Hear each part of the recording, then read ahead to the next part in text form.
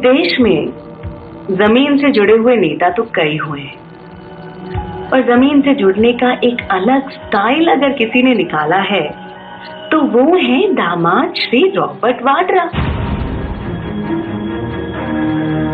अब वो जमीन किसी की भी हो, सरकार की हो या गरीब किसान की, वो उसे अपने नाम करा ही लेते हैं, या यूं कहिए कि अपने हिसाब से उस जमीन से जुड़ जाए। भाई हमारे देश में भाई भतीजावाद तो काफी देखा है, पर रॉबर्ट वाड्रा ने एक नई परंपरा शुरू की, दामादवाद की। गांधी वाड्रा परिवार के दामाद को सारे गुनाह माफ है, पर उन्होंने ये सब किया कैसे? जरा ध्यान से सुनिए। लैंड सीलिंग एक्ट से शुरू करते हैं। इस एक्ट के अनुसार कोई भी नागरिक हरियाणा में 54 एकड़ और राजस्थान के रेगिस्तानी इलाके में 175 एकड़ से ज्यादा जमीन नहीं ले सकता। पर किसानों की जमीन का रस कुछ ऐसा है कि दामाद श्री की इतने में ही प्यास नहीं बुझती।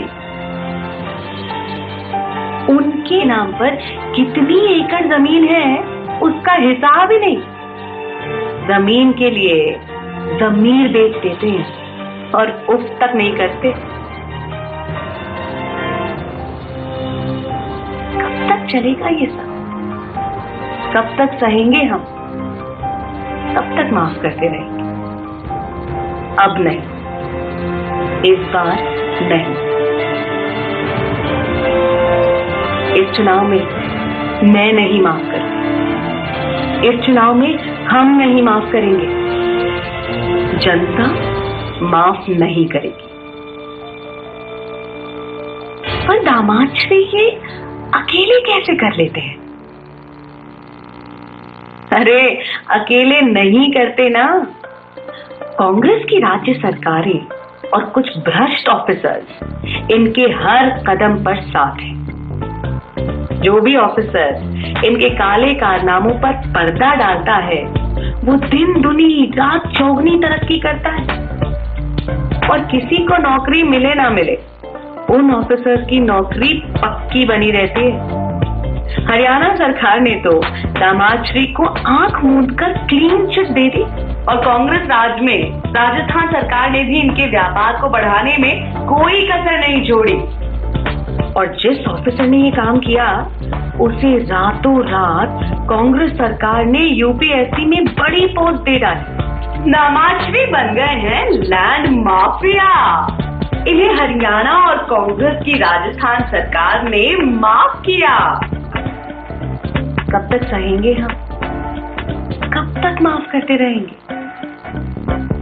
अब नहीं, इस बार नहीं। इस चुनाव में मैं नहीं माफ करूंगी। इस चुनाव में हम नहीं माफ करेंगे। जनता माफ नहीं करेगी। अब जानिए ये जमीन कैसे हड़पते हैं। एक ऐसी जमीन जो इनकी नहीं है ये घोटाले से अपने नाम करा लेते हैं, फिर इसी जमीन को डीएलएफ बिल्डर को बेचकर करोड़ों रुपए कमाते हैं। एक पैसा भी खर्च नहीं किया और पैसों का अंबार खड़ा कर लिया। ये हुई ना बात। और ये सब होता है सोनिया गांधी से मिल रही प्रोटेक्शन के कारण। दामाद श्री का लगता है बस यही सपना, सोनिया जी का नाम जपना, पराया लैंड अपना। कब तक चलेगा ये सब? कब तक सहेंगे हम? कब तक माफ करते रहेंगे? अब नहीं, इस बार नहीं। इस चुनाव में मैं नहीं माफ करूंगी। इस चुनाव में हम नहीं माफ करेंगे। जनता माफ नहीं करेगी। अब जानिए कि ये बिना रोक टोक के ये काम कर कैसे लेते हैं। भैया सासू माँ और साले साहब ने पूरी छूट जो दे रखी है। किसानों की जमीन पर बिल्डिंग्स खड़ी करने की योजना दिखाकर फर्जी लेन देन करते रहे। इन पर न जाने कितने ही कानूनी केस हो सकते थे, पर किसी की क्या मजाल जो इनको छू सके। अगर इन पर केस बनाए जाएं, तो इन पर आपराधिक कार्रवाई की जा सकती है और इन्हें दंड दिया जा सकता है, पर ये सजा नहीं होने वाली। भाई परिवार से हैं, इतना तो हक बनता है। दामाद रहे आबाद, भले किसान हो जाए बर्बाद।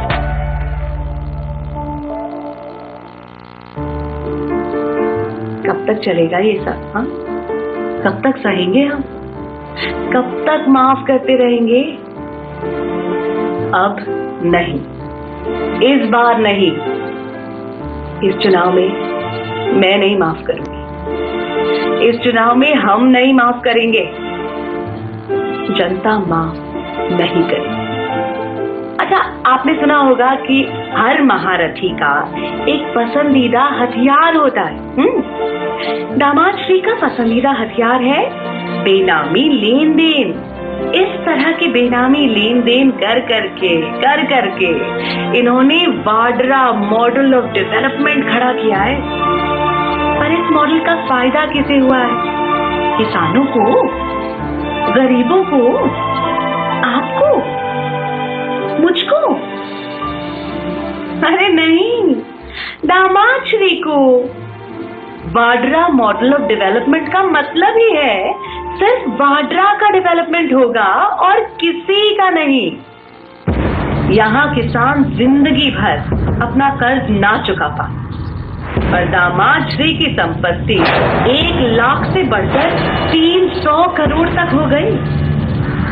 किसान आत्महत्या कर रहे हैं, ना उनके पास बिजली है, ना पानी है, पर दामाद श्री संस्थानों का गलत इस्तेमाल करके शाही जिंदगी जीते रहे। कब तक चलेगा ये? कब तक सहेंगे हम? कब तक माफ करते रहेंगे? अब नहीं, इस बार नहीं। इस चुनाव में मैं नहीं माफ करूंगी। इस चुनाव में हम नहीं माफ करेंगे। जनता माफ नहीं करेगी।